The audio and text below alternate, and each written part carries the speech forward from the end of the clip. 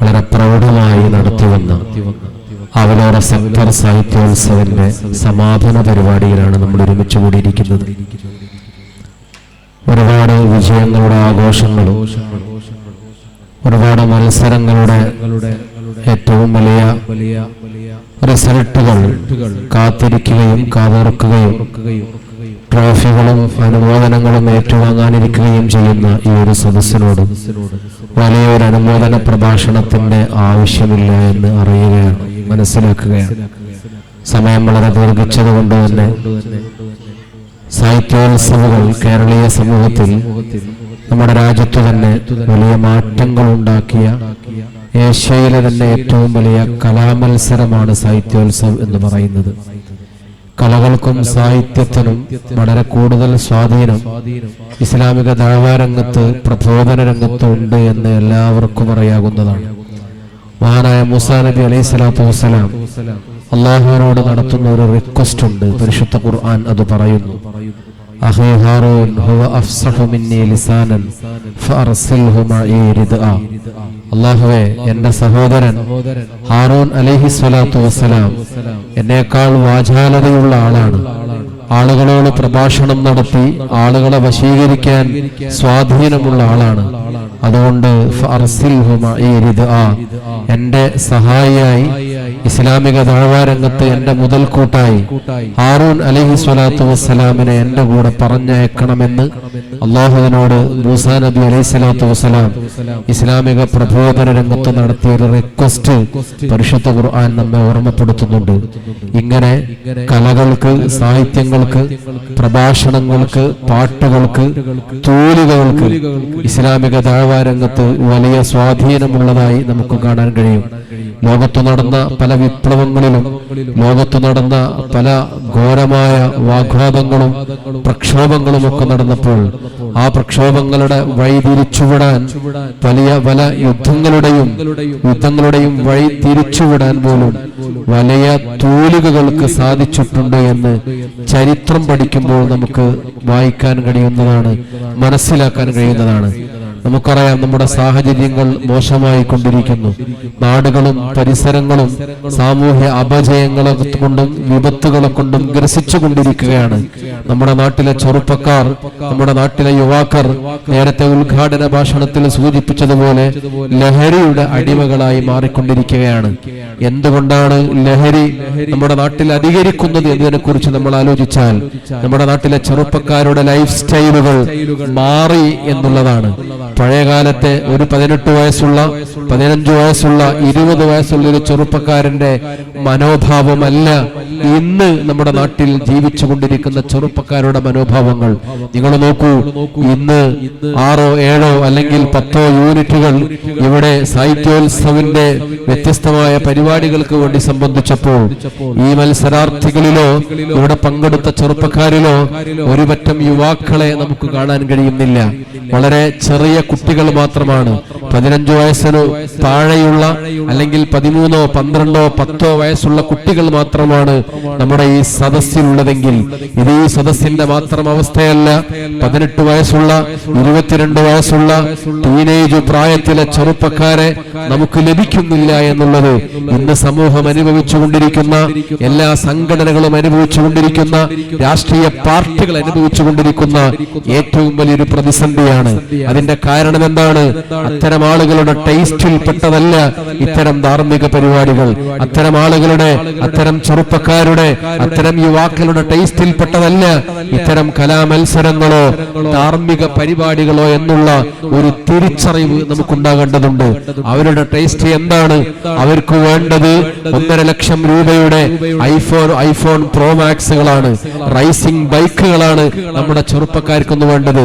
അതെ, കൂട്ടുകാരോടൊന്നിച്ചുകൊണ്ട് എവിടെയെങ്കിലും പോയി ഭക്ഷണം കഴിച്ചുകൊണ്ട്, ഫാസ്റ്റ് ഫുഡ് കഴിച്ചുകൊണ്ട് ആസ്വദിക്കുക എന്നുള്ളതാണ് അത്തരം ചെറുപ്പക്കാരുടെ ടേസ്റ്റ് എങ്കിൽ, ആറ്റിറ്റ്യൂഡെങ്കിൽ. പ്രിയപ്പെട്ട കൂട്ടുകാരെ, അതുകൊണ്ട് തന്നെയാണ് ലഹരികൾ ഇവിടെ വർദ്ധിച്ചുകൊണ്ടിരിക്കുന്നത്. ലഹരിയുടെ വിപണനങ്ങളും ലഹരിയുടെ കച്ചവടങ്ങളും ഉപയോഗങ്ങളും ഇവിടെ വർദ്ധിച്ചുകൊണ്ടിരിക്കുന്നത്. 1.5 ലക്ഷം രൂപയുടെ ഐഫോൺ ഒരു ചെറുപ്പക്കാരന് വേണമെങ്കിൽ ആ ചെറുപ്പക്കാരന് ഒരിക്കലും ഒരു കടയിൽ നിന്നുകൊണ്ട് അല്ലെങ്കിൽ ദൈനംദിനം തൊഴിലെടുത്തുകൊണ്ട് അധ്വാനിച്ചുകൊണ്ട് ഐഫോൺ വാങ്ങാൻ അവന് സാധിക്കുകയില്ല. 2 ലക്ഷം രൂപയുടെ ബൈക്ക് വാങ്ങാൻ അവന് സാധിക്കുകയില്ല. ആ ബൈക്ക് വാങ്ങണമെങ്കിൽ, ഐഫോൺ വാങ്ങണമെങ്കിൽ ലൈഫ് സ്റ്റൈലിന്റെ ഭാഗമായി മാറിയ ജീവിത ചുറ്റുപാടിന്റെ ഭാഗമായി മാറിയ അത് ഉണ്ടാക്കിയെടുക്കണമെങ്കിൽ ലഹരികൾ കടത്തേണ്ടി വരും, അതിന്റെ വിപണനങ്ങൾ നടത്തേണ്ടി വരും, അതിന്റെ മാർക്കറ്റിംഗ് ഏജൻസിയായി മാറേണ്ടി വരും. ആ സമയത്ത് മാത്രമേ ഈ രൂപത്തിലുള്ള അധ്വാനമില്ലാതെ പണം ഉണ്ടാക്കാൻ നമ്മുടെ ചെറുപ്പക്കാർക്ക് സാധിക്കുകയുള്ളൂ. അതുകൊണ്ടാണ് പരിശുദ്ധ ഇസ്ലാം പഠിപ്പിച്ചത്, നബി സല്ലല്ലാഹു അലൈഹി വസല്ലം തങ്ങൾ പഠിപ്പിച്ചത്, നിങ്ങളൊരു കൂട്ടുകാരനെ തെരഞ്ഞെടുക്കുമ്പോൾ ഏറ്റവും നല്ല കൂട്ടുകാരനെ നിങ്ങൾ തെരഞ്ഞെടുക്കണം. അൽ മർഉ അലാ ദീനി ഖലീലിഹി ഫൽയൻദുർ മൻ യുഖാലിൽ. ഏതു മനുഷ്യനും അവന്റെ കൂട്ടുകാരൻ എങ്ങനെയാണോ, അവന്റെ ഫ്രണ്ട് എങ്ങനെയാണോ, അവന്റെ ബെസ്റ്റി എങ്ങനെയാണോ, അതുപോലെ ആയിരിക്കും അവന്റെ ജീവിതമെന്ന് മുത്തുനബി സല്ലല്ലാഹു അലൈഹി വസല്ലം തങ്ങൾ പഠിപ്പിക്കുകയാണ്. നിങ്ങൾക്ക് ധാർമ്മികതയില്ലാത്ത കൂട്ടുകാരനുണ്ടോ, ലഹരി ഉപയോഗിക്കുന്ന കൂട്ടുകാരനുണ്ടോ, തിന്മകളുടെ അടിമയായ കൂട്ടുകാരനുണ്ടോ, ക്രമേണ നിങ്ങളും അതിന് അടിമയായി നിങ്ങളും അധാർമികതയിലൂടെ സഞ്ചരിക്കുന്നവനായി മാറുമെന്ന് ഈ ഹദീസ് നമ്മളെ ഓർമ്മപ്പെടുത്തുകയാണ്. ഇവിടെയാണ് നമ്മുടെ സമൂഹത്തിനെ ധാർമ്മികതയിലേക്ക് കൊണ്ടുവരാൻ വേണ്ടി, ധാർമ്മിക ചുറ്റുപാടിലേക്ക് അവരെ മാറ്റിയെടുക്കാൻ വേണ്ടിയാണ് SSFന്റെ സാഹിത്യോത്സവങ്ങൾ കേരളത്തിൽ, നമ്മുടെ രാജ്യത്ത് ഏറ്റവും കൂടുതൽ ശ്രദ്ധേയമായി കൊണ്ടിരിക്കുന്നത്.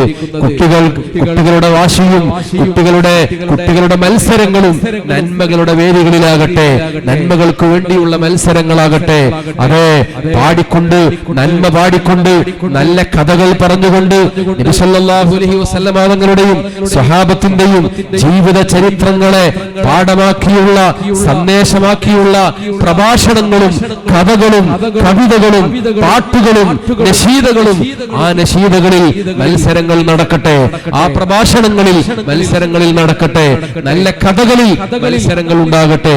ഈ രൂപത്തിൽ നന്മയുടെ ഭാഗത്തു മത്സരിക്കാൻ വേണ്ടി, ധാർമ്മിക പക്ഷത്തു നിന്നുകൊണ്ട് മത്സരിക്കാൻ വേണ്ടി നമ്മുടെ സമൂഹത്തെ പ്രാപ്തമാക്കുക, നമ്മുടെ യുവാക്കളെ പ്രാപ്തമാക്കുക എന്നുള്ളതാണ് സാഹിത്യോത്സവങ്ങൾ നിർവഹിക്കുന്ന ഏറ്റവും വലിയ ശ്രദ്ധേയമായ പങ്ക് എന്ന് സാന്ദർഭികമായി ഓർമ്മപ്പെടുത്താൻ ആഗ്രഹിക്കുകയാണ്. ദീർഘിപ്പിക്കുന്നില്ല, അവസാനിപ്പിക്കുകയാണ്. പ്രിയപ്പെട്ട കൂട്ടുകാരെ, നമ്മുടെ പ്രിയപ്പെട്ട മക്കൾ ഇന്ന് സോഷ്യൽ മീഡിയയുടെ ഏറ്റവും വലിയ അഡിക്റ്റ് ആയിക്കൊണ്ടാണ് അവർ മുന്നോട്ട് നീങ്ങിക്കൊണ്ടിരിക്കുന്നത്. അവരുടെ ജീവിതം അങ്ങനെയാണ് മുന്നോട്ട് പോയിക്കൊണ്ടിരിക്കുന്നത്. എന്റെ വീട്ടിൽ, നിങ്ങളുടെ വീട്ടിൽ ഒരു 10 വയസ്സുള്ള മകനുണ്ടെങ്കിൽ, 12 വയസ്സുള്ള മകനുണ്ടെങ്കിൽ, സ്കൂൾ വിട്ടു വന്നാൽ, മദ്രസ ഇട്ട് വന്നാൽ ആ മകൻ ആദ്യം പോകുന്നത് ചായ കുടിക്കാനല്ല, ഭക്ഷണം കഴിക്കാനല്ല, പിന്നെയോ ഫോൺ എവിടെയാണ്, ആ ഫോൺ എടുക്കാൻ വേണ്ടിയാണ് പോകുന്നത്. ഫോൺ എടുത്തുകൊണ്ട് പേരോട് ഉസ്താദിന്റെ വയല് വെക്കുകയല്ല, നഈമി ഉസ്താദിന്റെ മദ്ഹുർ റസൂൽ കേൾക്കുകയല്ല, പിന്നെയോ ആ ഫോണിലുള്ള ഷോർട്ട് വീഡിയോസുകളാണ്, റീൽസുകളാണ് നമ്മുടെ കുട്ടികൾക്ക് വേണ്ടത്.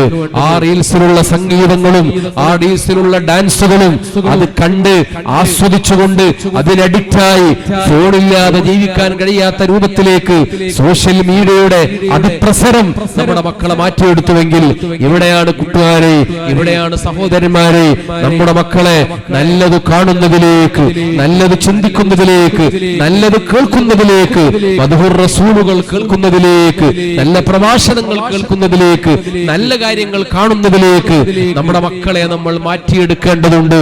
അതിനുവേണ്ടി മക്കൾ സാഹിത്യോത്സവങ്ങളിൽ പങ്കെടുക്കേണ്ടതുണ്ട്. നന്മയുടെ പക്ഷത്ത് അടിയുറച്ചു നിൽക്കേണ്ടതുണ്ട്. ധാർമ്മിക പക്ഷത്ത് അടിയുറച്ചു നിൽക്കേണ്ടതുണ്ട്. വേടന്റെ സംഗീതങ്ങളോ അതിന്റെ പാരടികളോ അല്ല, തൊപ്പിക്കാരന്റെ ആഭാസങ്ങളല്ല നമ്മളെ മക്കളെ മുന്നോട്ട് നയിച്ചുകൊണ്ടിരിക്കേണ്ടത്. ഇന്നത്തെ സോഷ്യൽ മീഡിയയിലെ ഏറ്റവും വലിയ സ്വാധീനങ്ങൾ എന്ന് പറയുന്നത് നമുക്കറിയാം. ആഭാസങ്ങളെ പറഞ്ഞുകൊണ്ടിരിക്കുന്ന, ആഭാസങ്ങളെ പാടിക്കൊണ്ടിരിക്കുന്ന, പുതിയ സ്റ്റൈലുകളിൽ ആഭാസങ്ങൾ എങ്ങനെ അവതരിപ്പിക്കാൻ കഴിയുന്നുവോ, ആഭാസങ്ങളും അധാർമികതകളും എങ്ങനെ സമൂഹത്തിലേക്ക് എത്തിക്കാൻ കഴിയുന്നുവോ, ആ പാട്ടുകളെയാണ് നമ്മളെ മക്കൾ ഇഷ്ടപ്പെട്ടുകൊണ്ടിരിക്കുന്നത്. ആ പ്രഭാഷണങ്ങളെയാണ് നമ്മളെ മക്കൾ ഇഷ്ടപ്പെട്ടുകൊണ്ടിരിക്കുന്നത്. അത്തരം ആളുകൾക്കാണ് ഇന്ന് ഫോളോവേഴ്സ് ഉള്ളത്. നല്ല പ്രഭാഷണങ്ങൾക്കോ നല്ല പാട്ടുകൾക്കോ ഫോളോവേഴ്സ് ഫോളോവേഴ്സ് കുറവാണ്. ഇവിടെയാണ് നന്മയുടെ പാട്ടുകൾ, നല്ല പാട്ടുകൾ, നല്ല പ്രഭാഷണങ്ങൾ, മനുഷ്യന്റെ മനസാന്തരങ്ങളിൽ വ്യതിയാനങ്ങൾ ഉണ്ടാക്കാൻ കഴിയുന്ന, മാറ്റങ്ങൾ വരുത്താൻ കഴിയുന്ന, ഹൃദയങ്ങളെ പിടിച്ചു കുലുക്കാൻ കഴിയുന്ന, ഹൃദയങ്ങളിൽ തൗസീർ ഉണ്ടാക്കുന്ന, എഫക്റ്റുകൾ ഉണ്ടാക്കുന്ന പ്രഭാഷണങ്ങൾ, അത്തരം മദ്ഹുർ റസൂൽ പാട്ടുകൾ, നന്മയുടെ പാട്ടുകൾ കേട്ടുകൊണ്ട് നമ്മുടെ മക്കൾ അതിലൂടെ വളർന്നു വരുമ്പോൾ, നന്മയുടെ പക്ഷത്ത് ചേർന്നു നിന്നുകൊണ്ട് സാഹിത്യോത്സവങ്ങളിലൂടെ മക്കൾ വളർന്നു വരുമ്പോൾ, അതിലൂടെ ഈ രാജ്യത്തിന്റെ ഏറ്റവും നല്ല സൃഷ്ടിപ്പിന് വേണ്ടി ഇസ്ലാമിക ദഅവത്തിന്റെ ഏറ്റവും വലിയ വാക്താക്കളായി നമ്മുടെ മക്കളെ മാറ്റിയെടുക്കാൻ നമുക്ക് സാധിക്കും. പ്രിയപ്പെട്ട സഹോദരന്മാരെ, ഞാൻ നിർത്തുന്നു. നിങ്ങൾ നോക്കൂ, കേരളത്തിൽ ഇന്ന് ദഅവ പ്രവർത്തനങ്ങൾക്ക് നേതൃത്വം നൽകുന്ന നമ്മുടെ പ്രിയപ്പെട്ട ഉസ്താദുമാർ, SSFന്റെ പ്രിയപ്പെട്ട നേതാക്കൾ, SYSന്റെ പ്രിയപ്പെട്ട നേതാക്കൾ, അവരെയൊക്കെ നമ്മളെടുത്ത് പരിശോധിച്ചാൽ പ്രഭാഷണങ്ങൾ നടത്തിക്കൊണ്ടിരിക്കുന്നവർ, മദ്ഹുർ റസൂൽ ദുർഗാ ഖസീദകൾക്ക് നേതൃത്വം നൽകിക്കൊണ്ടിരിക്കുന്നവർ, അവരെല്ലാം SSFന്റെ സാഹിത്യോത്സവങ്ങളിലൂടെ വളർന്നു വന്നവരാണ്. സാഹിത്യോത്സവങ്ങളിൽ മത്സരങ്ങൾ നടത്തി, പ്രഭാഷണങ്ങൾ അവതരിപ്പിച്ച്, പാട്ടുകൾ പാടി, മദ്ഹുർ റസൂലിന്റെ ഗീതങ്ങൾ ആലപിച്ചുകൊണ്ട് വളർന്നു വന്നപ്പോഴാണ് സമൂഹത്തിൽ നന്മ പറയുന്ന ആളുകളായി, സമൂഹത്തിന്റെ നന്മയുടെ മാർഗത്തിലേക്ക് കൊണ്ടുപോകാൻ കഴിയുന്ന ആളുകളായി അത്തരം ലീഡേഴ്സിന്, നേതാക്കൾക്ക് വളർന്നു വരാൻ കഴിഞ്ഞതെങ്കിൽ, ആ രൂപത്തിലുള്ള പ്രചോദനങ്ങളാണ് നമ്മുടെ മക്കൾക്ക് സാഹിത്യോത്സവം നൽകുന്നതെങ്കിൽ, ആ സാഹിത്യോത്സവങ്ങളിൽ SSFന്റെ പ്രവർത്തനങ്ങളിൽ നന്മയുടെ വക്താക്കളായി, നന്മയുടെ പക്ഷത്തു നിന്നുകൊണ്ട് ഇത്തരം പ്രവർത്തനങ്ങളിൽ സജീവമായി പങ്കെടുപ്പിക്കാൻ, നമ്മളെ മക്കളെ പങ്കെടുപ്പിക്കാൻ നമ്മളൊക്കെ സന്നദ്ധരാകണം എന്ന് ഓർമ്മപ്പെടുത്തി ഈ SSFന്റെ ആവിലോറ സെക്ടർ സാഹിത്യോത്സവിൽ വ്യത്യസ്ത പരിപാടികൾ പങ്കെടുപ്പിച്ച് ഉന്നത വിജയം നേടിയ എല്ലാ മത്സരികൾക്കും മത്സരാർത്ഥികൾക്കും എല്ലാവിധ സന്തോഷങ്ങളും അനുമോദനങ്ങളും അറിയിച്ചുകൊണ്ട് പോയിന്റിൽ പിറകിലായി പോയ കുട്ടികൾ ഒരിക്കലും വിഷമിക്കാനോ സങ്കടപ്പെടാനോ പാടില്ല.